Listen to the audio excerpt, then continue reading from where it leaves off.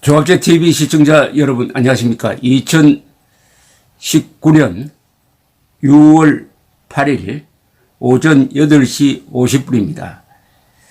어제가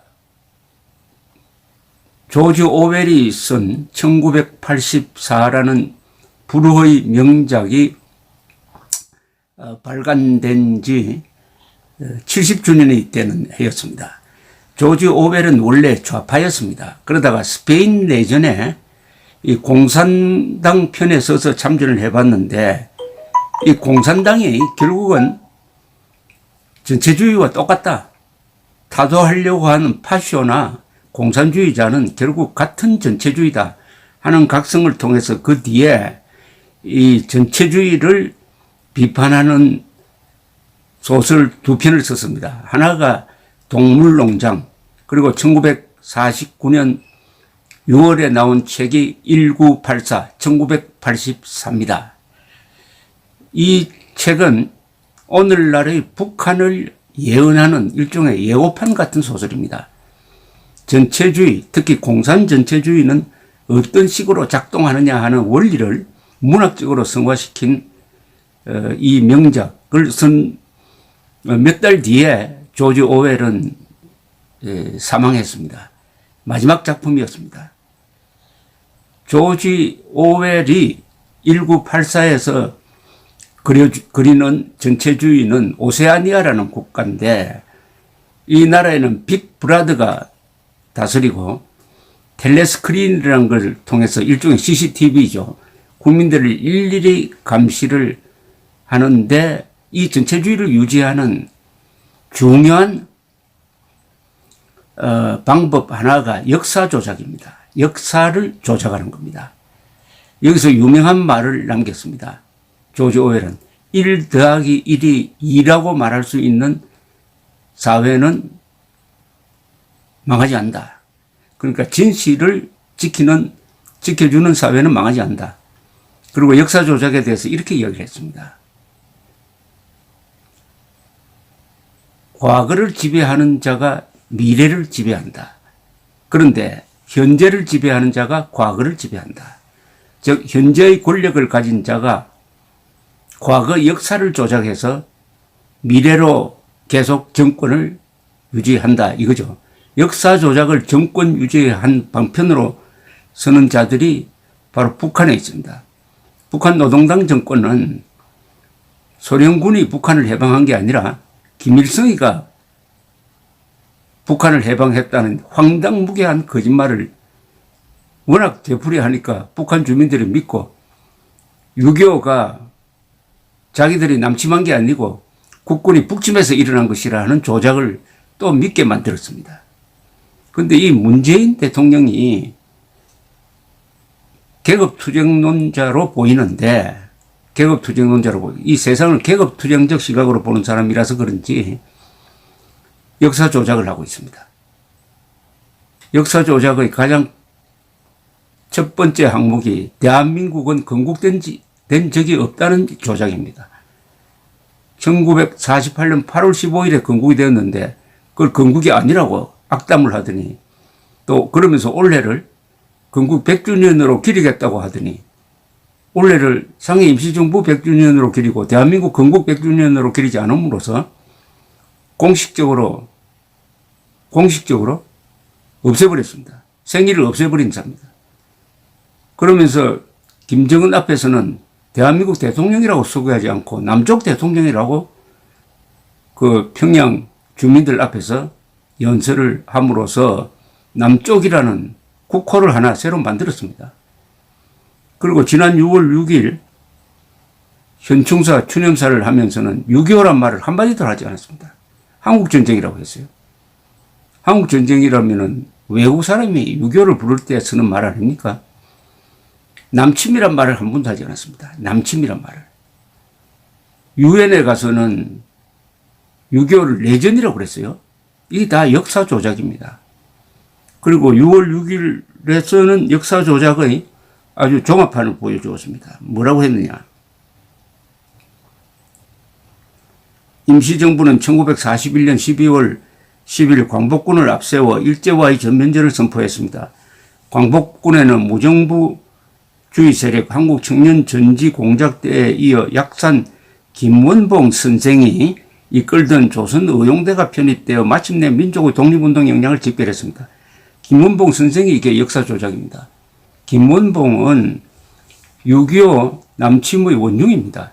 그리고 남침한 다음에 남한에서 지배체제를 확립하는 것을 지도한 자니까 수많은 한국인들을, 국민을, 동족을 죽인 자입니다. 이런 자를 선생이라고 했어요. 대통령이. 김원봉 선생이 이끌던 조선 의용대가 편입되어 마침내 민족의 독립운동 역량을 집결했습니다. 이것도 조작입니다. 독립운동이라고요? 공산주의자는 독립운동 한 적 없습니다. 항일운동했을 뿐입니다.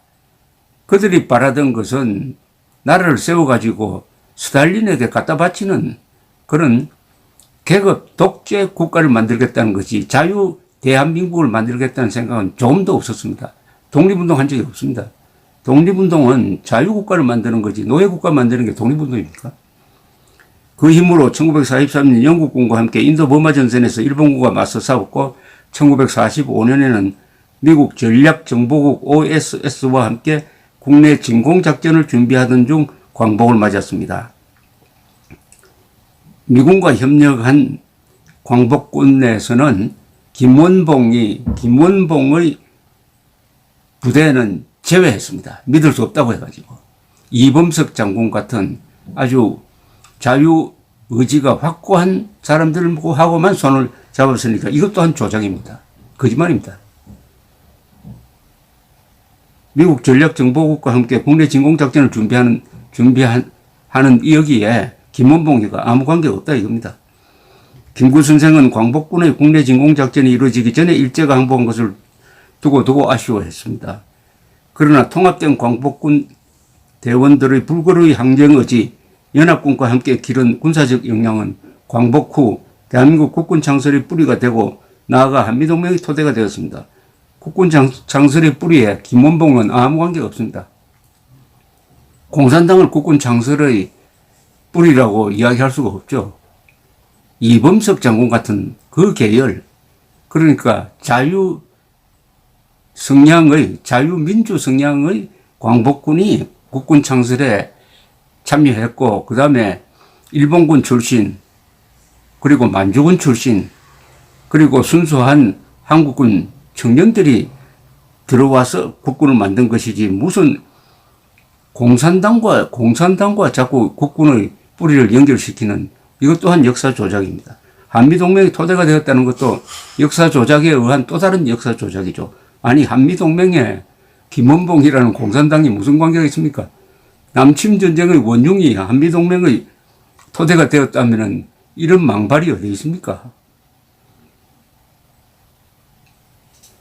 이렇게 함으로써 문재인 대통령은 현충일이라는 국민통합의 상징적인 날을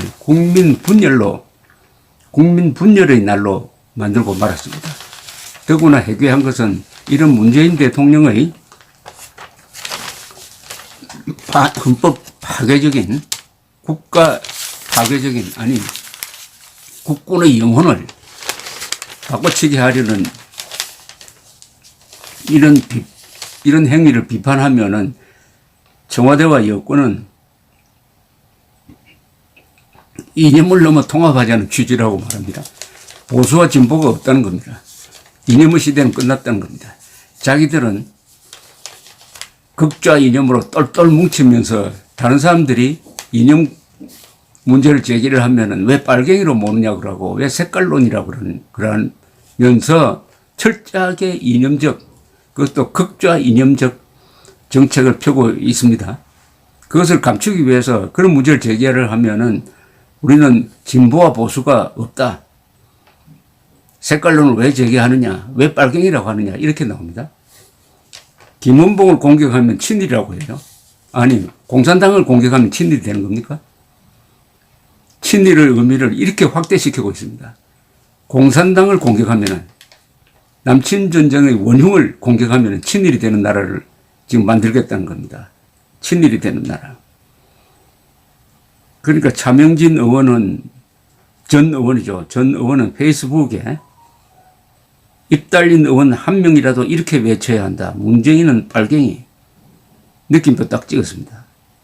이런 말을 불러들인 것은 문재인 대통령의 책임입니다. 문재인 대통령이 하고 있는 것은 대한민국 파괴인데 일단 대한민국 정신을 파괴하는 건데 그 정신보다 더 높은 차원의 존재가 있다면 그게 영혼입니다. 사람이 육체가 망가지면 고칠 수 있어요. 정신이 망가져도 정신 치료를 하면 됩니다. 그러니까 영혼이 망가지면 구제불능입니다. 대한민국 영혼은 뭡니까? 대한민국만이 한반도의 유일한 정통국가하고 합법국가이다. 북한은 반국가단체다. 공산주의는 절대 악이다. 김일성은 민족 반역자다. 전쟁 범죄자다. 공산주의에 대한 증오감, 적대감. 이게 우리 나라, 한국의 영혼의 일부입니다. 거기에서 파생하는 정의감, 대한민국을 지켜야 되겠다는 정의감, 대한민국을 발전시키는 사람들에 대한 고마움, 이게 하나의 영혼을 형성을 합니다. 그런데 문재인 정권은 들어서서 악당을 악으로 보지 않고 친구로 보도록 강요를 하고 있습니다. 강요를 하고 있습니다. 전쟁 준비를 해야 될 시기에 평화를 국군에 강요를 하고 있습니다. 무장해제를 강요하는 것과 다르지 않죠. 드디어 적과 동지를 혼동하게 만들고 있습니다. 김원봉을 항일운동했다고 훈장을 준다면 김일성한테도 주자, 그 단계로 나아갈 겁니다. 김일성을 독립운동가로 훈장을 주는 날 대한민국은 땅속으로 들어가게 될 것입니다. 어제 국민행동본부가 아주 절묘한 성명서를 냈습니다. 전광훈 한기총 대표 회장이 문재인 대통령이 이 나라를 종북화시키니까 연말까지 하야하라 라고 성명서를 낸 데 대해서 더불어민주당 대변인이 내란 선동적 발언이라고 한 데 대해서 국민행동본부는 아니 자유를 지키자는 국민의 주권적 발언, 국민의 주권적 발언이 내란 선동이라면은 더불어민주당이 아니라 더불어공산당이 아닌가 라고 직격탄을 날렸습니다. 더불어민주당이란 이 장명을 신영복 통역당 사건의 범인 신영복 씨가 했다고 문재인 대통령이 이야기한 적이 있습니다.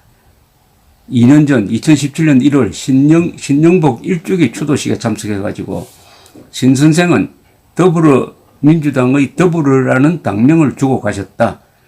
선생의 더불어 숲에서 온 말이다. 여럿이 더불어 함께하면 강하고 세상을 바꿀 수 있다. 많은 촛불이 모이니 세상을 바꾸는 도도한 힘이 되었다. 촛불과 함께 더불어 정권을 교체하고 내년 2주기 추도식 때는 선생이 강조하신 더불어 숲이 이루어지고 있다고 자랑스럽게 보고드릴 수 있도록 하겠다. 이렇게 이야기했습니다. 이 약속대로 그 1년 뒤인 2018년 초에 문재인 대통령은 동계올림픽 리셉션 자리에서 자신이 가장 존경하는, 사상적으로 존경하는 신영복이라고 이야기를 했습니다. 신영복은 김일성주의자입니다. 그리고 통일당 사건으로 무기징역 선고받고 20년 살고 나온 사람입니다. 또 북한 정권이 신영복 씨를 북한으로 데려가기 위해서 끈질기게 한국과 협상을 한 적도 있습니다. 월남이 망할 때 억류되었던 5명의 외교관, 이대용 공사 등 외교관과 맞바꾸자, 신영복을 맞바꾸자 하는 이런 협상을 한 적도 있습니다. 그런 신영복 씨를 사상가로 존경한다고 한 문재인 대통령이 또다시 존경하는 사람이 김원봉이라는 사람입니다. 그러니까 선생이라고 붙인 거죠. 신영복, 김원봉을 존경하는 사람이 대한민국 대통령으로서 청와대에 있다 하는 것을 우리가 이제는 국민들이 직시할 때가 되었습니다. 진실은 외면하면 안 됩니다. 진실과 정면으로 마주할 때가 왔습니다. 감사합니다.